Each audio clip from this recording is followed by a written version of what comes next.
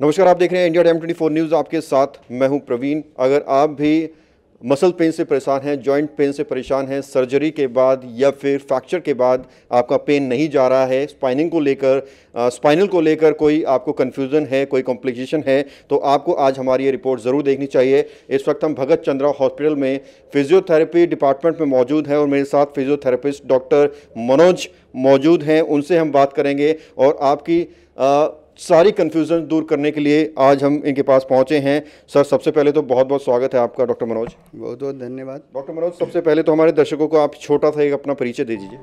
हाँ, मेरा नाम डॉक्टर मनोज कुमार है और मैं न्यूरो डिपार्टमेंट में मेरा स्पेशलाइजेशन है, पोस्ट ग्रेजुएशन है। और मैं फिजियोथेरेपी में 2002 से अपना करियर दिल्ली में शुरू किया था। सबसे पहले मेरा स्टार्टअप हुआ था न्यूरो केस में।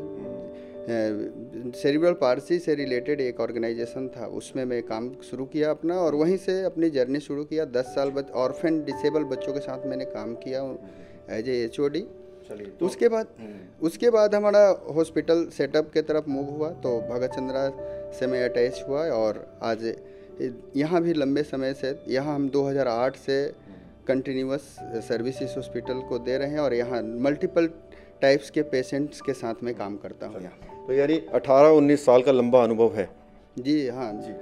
तो सबसे पहला सवाल मेरा यही रहेगा फिजियोथेरेपिस्ट से कि क्या इसकी अहमियत होती है, इसका महत्व क्या है और फिजियोथेरेपी की ज़रूरत कब और कहाँ पड़ती है? एक्चुअली फिजियोथेरेपी का रोल देखा जाए तो मेडिकल साइंस के सभी स्ट्रीम्स में है, जैसे कि ऑर्थो केस में देख सकते हैं, न्यूरो, कार्डियोपल्मोनरी, गायनी केस में, पेडियाट्रिक केस में। ऑलमोस्ट देखा जाए तो सभी स्ट्रीम्स को फिजियोथेरेपी की रिक्वायरमेंट होती है। उसमें हमारा रोल जैसे ऑर्थो के केस में कैसे रोल होता है, ऑर्थो के केस में प्री सर्जरी और पोस्ट सर्जरी हमारा रोल होता है।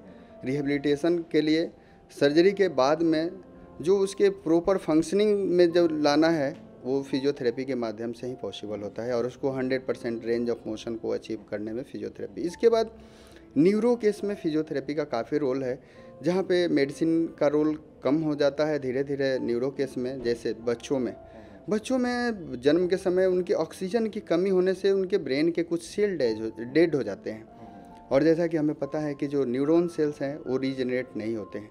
तो वो जो सेल डेड हो गए, जो बचा हुआ पार्ट है वो किस तरह से शरीर में एक्टिव वर्क कराएगा, उसके वजह से जो शरीर के अंदर डिसेबिलिटी आ जाती है बच्चों में, उनको जो बचा हुआ पार्ट ब्रेन का है उसको एक्टिव करते हुए और जो डिसेबिलिटी के अकॉर्डिंग उन बच्चों को कैसे रिहेबिलिटेट करना है, उसमें फिजियोथेरेपी का बहुत बड़ा रोल होता है। आपके डिपार्टमेंट में देख रहा हूँ बहुत सारी मशीनें हैं, बहुत सारे इक्विपमेंट्स हैं और हर कोई, हमारे दर्शक भी जानना चाहता होगा किस चीज़ का क्या उपयोग है। यहाँ भी आप देखेंगे कई सारी मशीनें रखी हुई हैं। कैमरामैन से कहूँगा पीछे दिखाएं, वहाँ भी काफ़ी सारी आपको मशीनें मिलेगी अलग अलग तरीके की, जो आपने अक्सर यूट्यूब में या फेसबुक पर या सोशल मीडिया पर देखी होंगी। अभी आप लाइव देख रहे हैं। डॉक्टर मनोज, सबसे पहले ये बताइए, ये जो मशीनें हैं ये किस चीज़ के लिए है? एक्चुअली इधर जो मशीनें हैं, यहाँ लेजर है। लेजर को हम लोग पेन थेरेपी में यूज करते हैं। ये है ट्रैक्शन मशीन है, इसमें स्पाइन के लिए हम लोग इसका यूज करते हैं।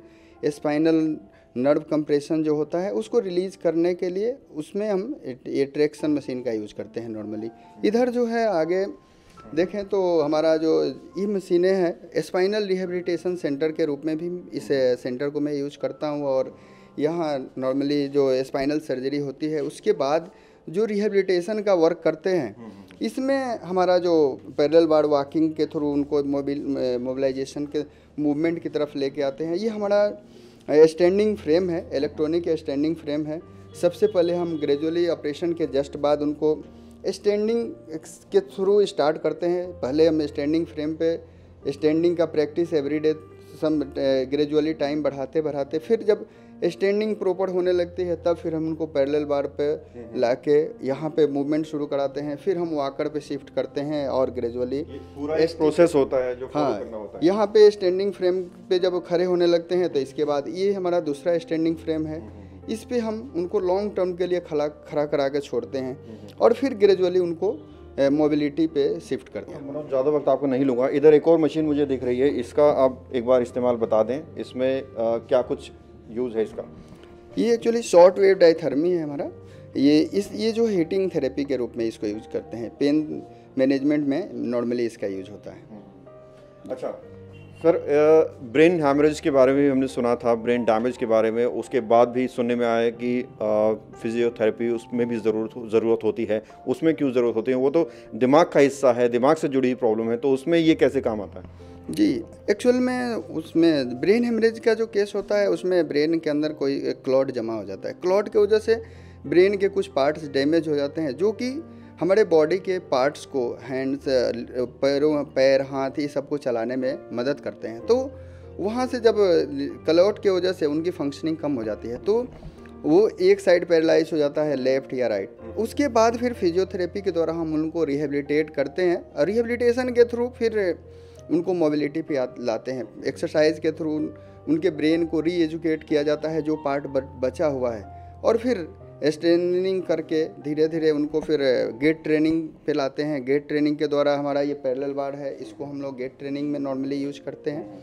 और ग्रेजुअली उनको नॉर्मल की तरफ शिफ्ट करते हैं रिहेबिलिटेशन के माध्यम से। तो ब्रेन हेमरेज के बाद में नॉर्मली फिजियोथेरेपी का काफ़ी अच्छा रोल है। 1 से 3 महीने के अंदर काफ़ी अच्छा रिकवरी होते हुए हम लोगों ने देखा है उस केस में। डॉक्टर साहब, अगर एज फैक्टर की बात करें तो आज के जो युवा हैं, जो यूथ है, उसको तो चोट लगे, फ्रैक्चर हो, प्लास्टर करवा लेता है, उसके बाद वो सोचता भी नहीं है फिजियोथेरेपी के बारे में। कुछ एज फैक्टर भी है कि उस एज पे अगर कुछ डैमेज हो मसल्स में या जॉइंट में तो उस बंदे को तैयार रहना चाहिए फिजियोथेरेपी के लिए। कोई एज फैक्टर इसका है? जी देखिए, ऐसा कोई एज फैक्टर नॉर्मली देखा जाए तो नहीं है। जब जिस समय कोई पैथोलॉजी आती, जब भी कोई फ्रैक्चर होता है उसमें प्लास्टर लगता है, लॉन्ग टर्म के लिए प्लास्टर में उसको फिक्स कर दिया जाता है। फिक्स करने के बाद फिर जब प्लास्टर हटता है तो वो रेंज बन जाता है, और रेंज को फिर रेंज को लाने के लिए, मूवमेंट को फिर प्रॉपर फंक्शनिंग के लिए फिजियोथेरेपी के द्वारा ही होता है। जैसा कि एक छोटा एग्जांपल देता हूँ, अभी आज से 15 साल पहले आप देखेंगे तो हर 100 आदमी के बीच में से हम लोग गुजरते थे तो 2-4 आदमी मिल जाता था जिसका हाथ ऐसे टेढ़ा मिलता था।